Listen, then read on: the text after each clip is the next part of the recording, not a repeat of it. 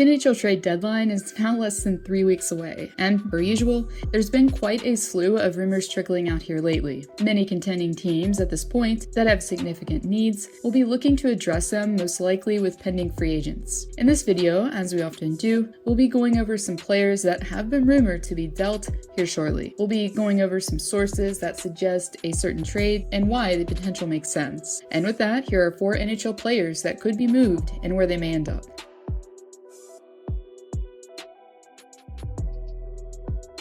Currently listed at number 15 on TSN's trade bait list, Brock Boeser has been in countless trade conversations for quite some time now. As Jim Rutherford approaches his first deadline with Vancouver, one of his known desires is cap flexibility. Outside of Connor Garland and JT Miller, who we have touched on, Boeser is another piece that could be expendable for the Canucks moving forward. It's been known for a hot minute that Vancouver is looking to add a right-shot defenseman. They have Quinn Hughes and Ekman Larsson on the left side. Tyler Myers has been in trade talks as well. They wouldn't mind strengthening that right side presumably. Therefore, it would make sense for Rutherford to try and get some help on the back end and any other beneficial return. Boeser, who has shown previously that he's fully capable of tickling the twine, has 3 20-goal seasons under his belt at only 25 years old. Boeser has slowed down some this season, but could very well bounce back if given a change of scenery. A couple interesting articles have recently come about, one from The Athletic and the other from Pittsburgh Hockey Now. The first points out a dilemma that Ron Hextall currently has on his hands, where Evan Rodrigues, Kasperi Kapanen,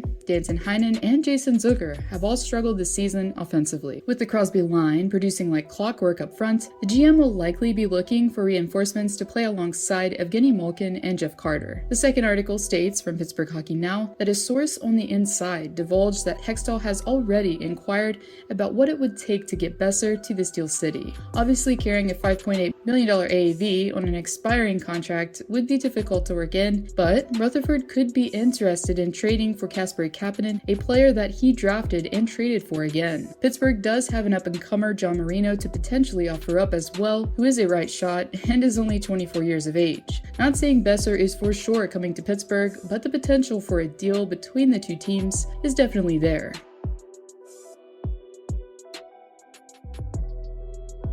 Pretty much the most talked about player-destination pair lately has been Marc-Andre Fleury and the Toronto Maple Leafs. From TSN to the Spit and Chicklets podcast, the desire for the Flower to be a Maple Leaf has been increasing daily. At the start of the season, for the most part, however, many would have called this rumor a head-scratcher due to the stellar play of Jack Campbell. Unfortunately, however, for the cat-loving Tendy, yes, I think it's adorable, his more recent play has been rather troubling. Throughout his last 5 games, for instance, he's let in at least 4 goals every contest, and sometimes 5. And yes, every goalie goes through ups and downs, but if we look further back, we can clearly see that Campbell has been inconsistent since mid-January. With a fragile Peter Mrazek as a backup as well, the tandem has been a catalyst for panic in Leafland. Due to the very slim goalie market this season, Dubas, who could be serving his last season with the Leafs, will be evaluating his options. NHL insider Frank Saravalli recently reported that the Leafs could make a deal work to bring Fleury in by using a third team to offset some of the cost in salary retention. Now, various reports lately have echoed that Fleury may not want to be moved this deadline, which is understandable. After several deep postseason runs and 3 cups under his belt, the netminder may choose to spend time with his young family instead. While the possibility for Fleury to be moved may be slim, since it's his choosing, I thought for the sake of relevancy, it would be interesting to talk about.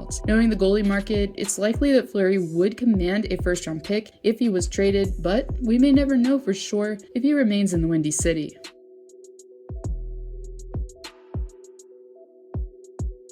Coming in at number 2 on the TSN trade bait board, Claude Giroux, who is due to play his 1000th game shortly, will likely be on the move not long after. As most of us know, the Philadelphia Flyers haven't had the season that they would have hoped for. After going out and getting pieces such as Cam Atkinson and Ryan Ellis, GM Chuck Fletcher probably imagined that his team would be contending this postseason. However, since the longtime captain hasn't won a cup since debuting with the team in 2008, the Flyers have been open and adamant on trading trading Giroux to a contender this deadline. Elliot Friedman reported last month that the Capitals have been looking to bolster their forward group for a deep playoff run. Among the teams that we've looked at connected to Giroux have been the Colorado Avalanche, Florida Panthers, and Toronto Maple Leafs. While there have been others, one that's recently come about that reportedly could be interested in acquiring Giroux is the Washington Capitals. Brandon Summerman, who writes for the Brotherly Bully, indicated that he's heard that the Capitals have been keeping a quiet eye on the Giroux situation. Washington has been looking for help on the back end and in net, and therefore could be a match for Philly, who has players for the taking in both positions. Presumably, we're going to say that it's Martin Jones and Justin Braun. The main reasoning here for Giroux to want to play for a rival is that his longtime coach Peter Laviolette is behind the bench. Laviolette, who was coaching for the Flyers during their run to the Stanley Cup Finals, was with the team for around 4 seasons. While I personally think it's more likely he's dealt elsewhere, it's always interesting to entertain different possibilities. Giroux would be welcome though, I'm sure, if the price was reasonable, as the aging core in Washington will be all in this postseason.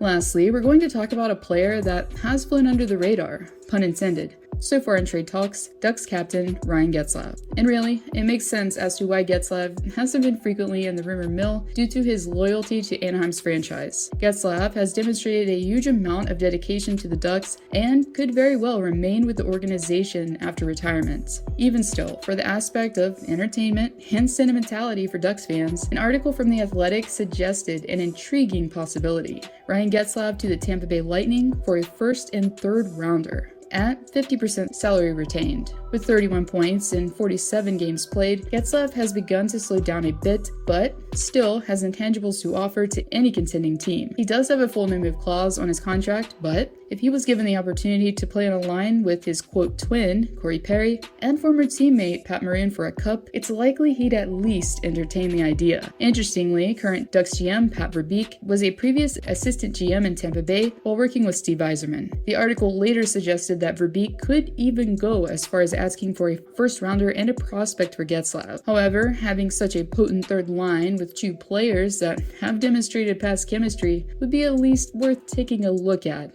in my opinion.